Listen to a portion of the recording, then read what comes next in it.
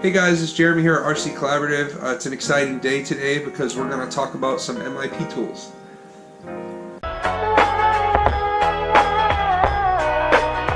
Yo, I ain't here for the money, I ain't here for the fame.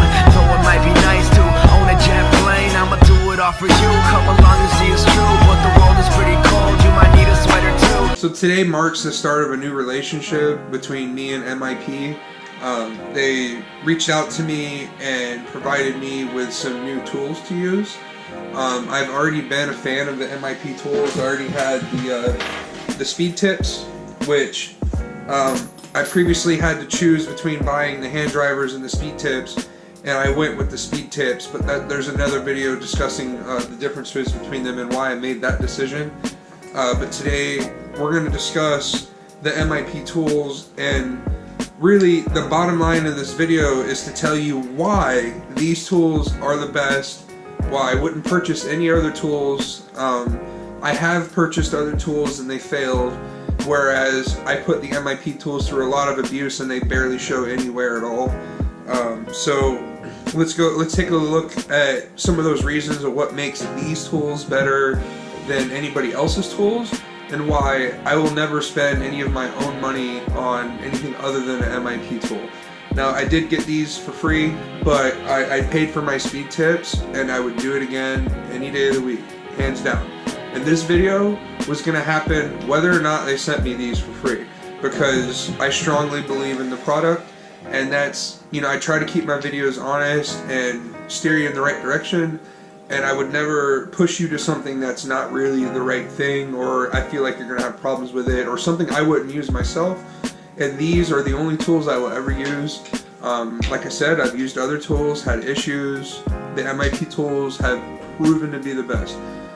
As I'll explain later, if you go on any forum, Facebook, you ask anybody out there, they're going to tell you MIP tools, unless they don't know any better.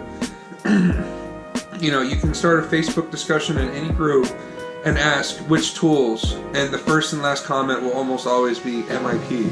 90% of the replies are going to be MIP, and there's a reason for it, okay? Not everybody drinks the Kool-Aid like that. There's a specific reason why everybody has that answer. It's because the tools are better, and they're the best. Not better, they're the best. You just can't compare with them. I wouldn't even spend a dime on anything less. So let's go to the garage and kind of talk about these tools. I have a kind of a demonstration or some facts to throw at you to try to prove my point here. So let's check it out. Thank you. So when I got into RC recently, I needed new tools, and when looking on the forums and everyone else, everybody recommended MIP.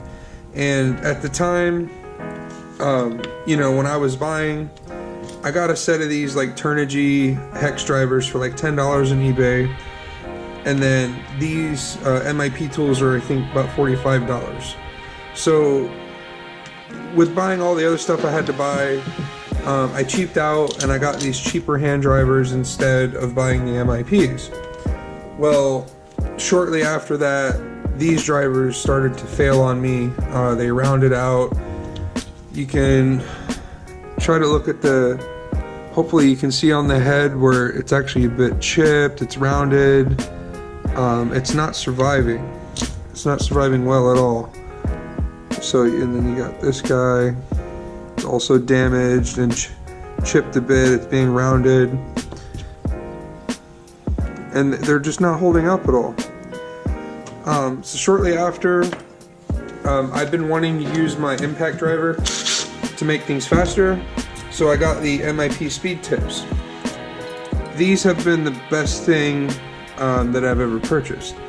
And alright, if you put something in a power tool, that's the highest amount of use you could possibly do to it. You know, a hand tool is one thing, but putting it in a driver, a power tool, is completely different. Now look at this baby. There's barely any wear on it, not much rounding at all.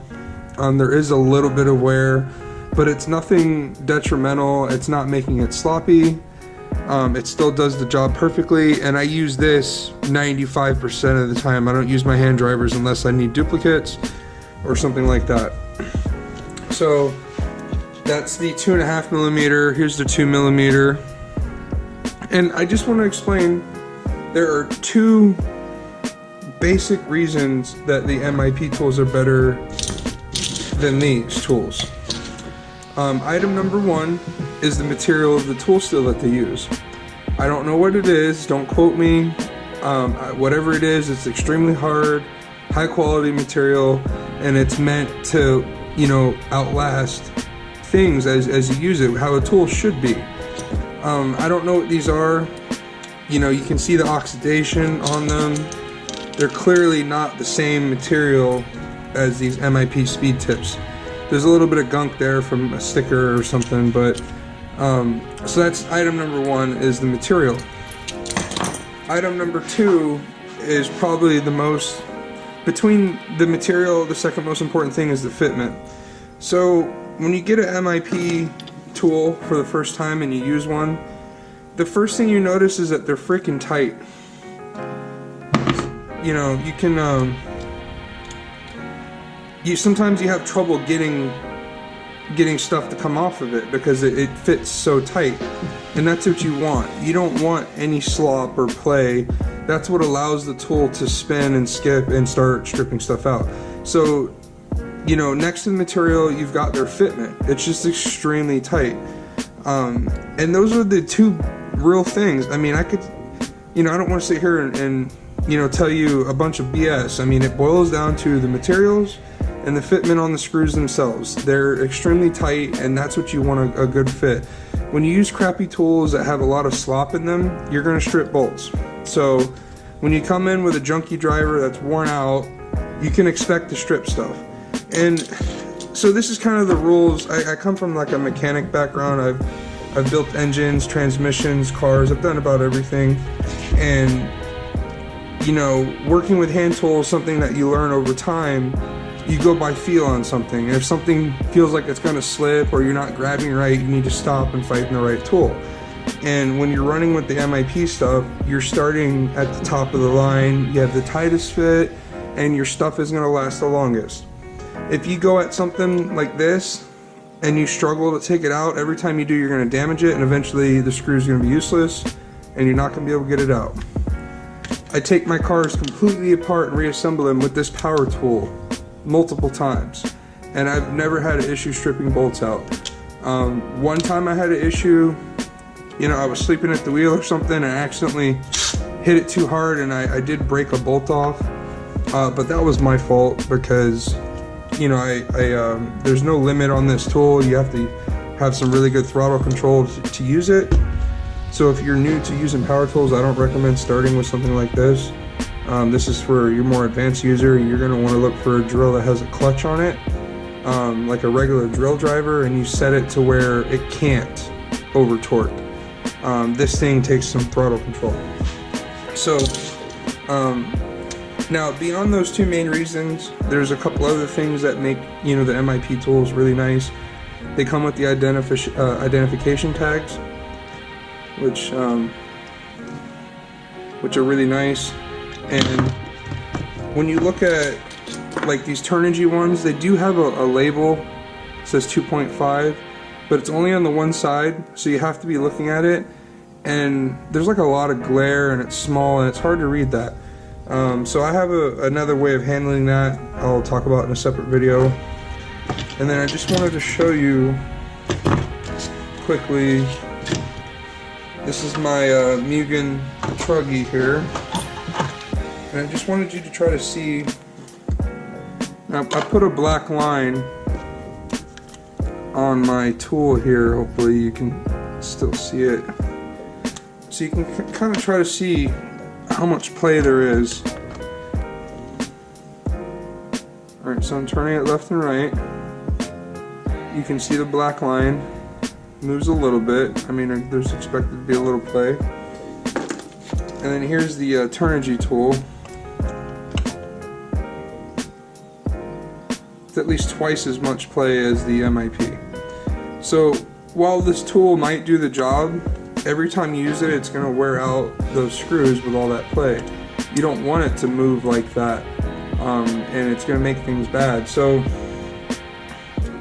when you're going into a situation where you know there's thread lock, or you know the screw is pretty much stripped out, you know, there's some basic rules of thumb when trying to remove something. First of all, you want to make sure that you're firmly pressed all the way in, and you keep pressure on whenever you're removing. Kind of want to use your hand to push down, and you want to keep it square and go slow. And really, if you wanted to be safe, you should approach every single screw in that manner, because it only takes one failed attempt or some blotch, something stupid happens, and your tool slips and then you ruin a screw. So, I mean, you should treat every screw like it's stripped. And if you do that, it will last so much longer.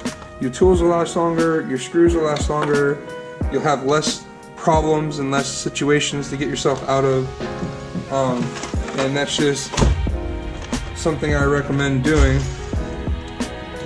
when, you know, working on anything, especially if it's like those were engine mount screws I showed you. They're going into metal with thread lock.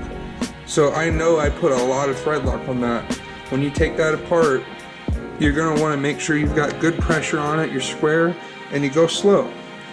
That's another reason I like using the impact driver, because it breaks bolts free easy without putting so much stress on the tool or the screw.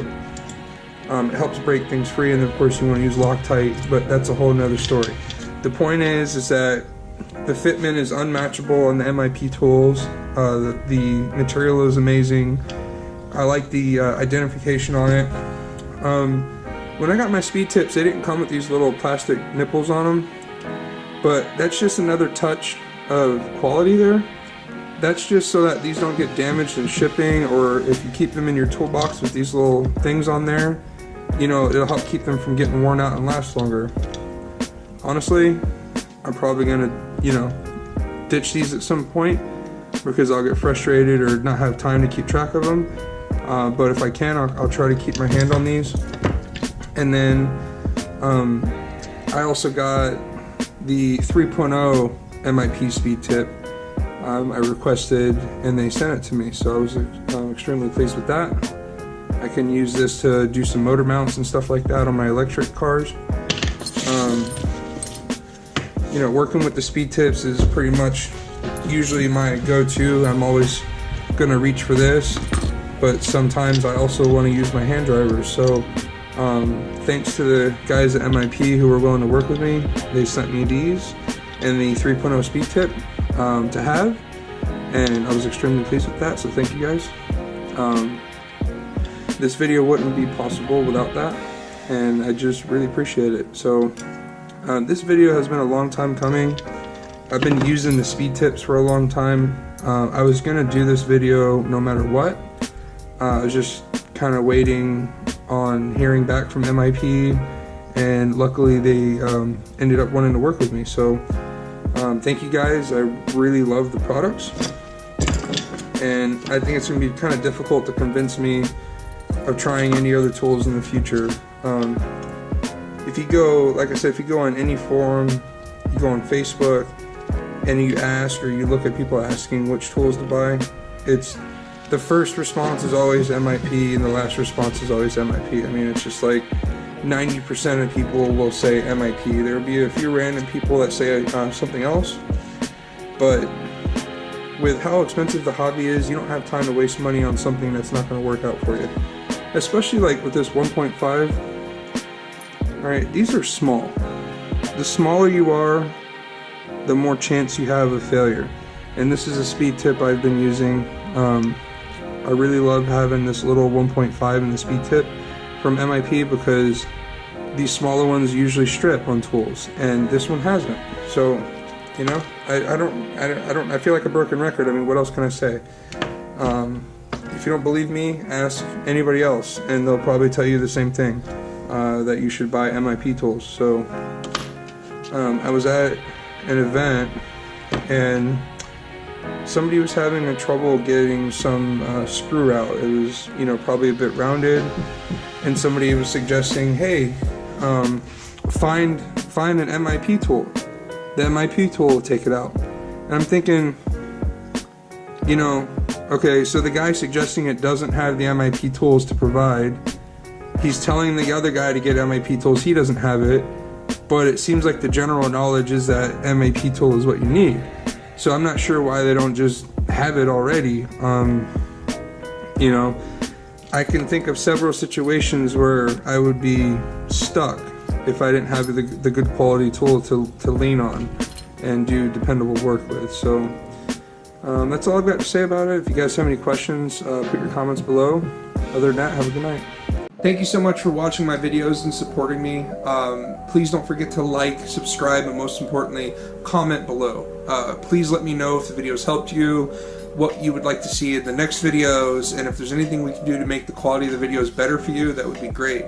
If you're a vendor and you'd like to send me something to review, a product review, or would like to sponsor me for racing, my email is just down here. Send me an email, we'll work it out. Other than that, collab on, guys.